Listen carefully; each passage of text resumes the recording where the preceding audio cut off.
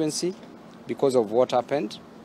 That is complete negligence, and the government owes Kenyans a duty of care to protect them.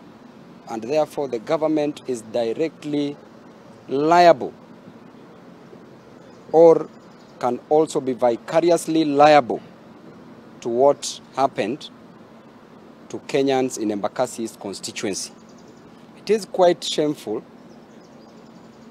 that when fire conflagration engulfed the great people of Embakasi East constituency, Ruto was and is still busy sitting on his hands.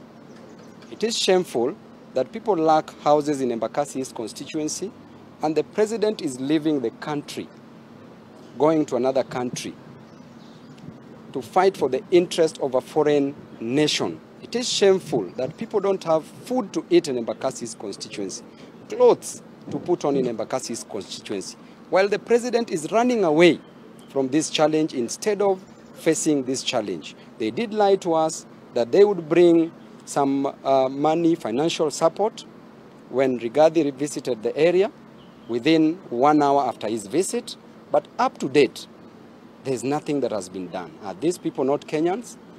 And it is shameful if a president can live in the middle of a crisis in his country, not properly addressed, leaving and going to another country, while the president of Tanzania left a foreign trip, left a foreign country when she heard that there was flood, that his people were dying because of floods. So she left the COP28, went back to Tanzania.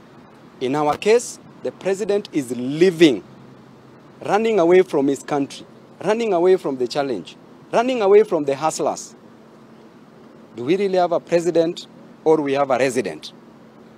That's all I can say, and I want to ask Kenyans to still continue praying for the people of Embakasi East constituency. The great support that we've been given by His Excellency Raila Amolo Odinga, His Excellency Stephen Kalonzo Musyoka, the Azimio leaders and fellow Kenyans. We did our best. We went round hospitals. In Kenyatta University Hospital, we found 16 patients who were admitted. Each, we gave them some financial support.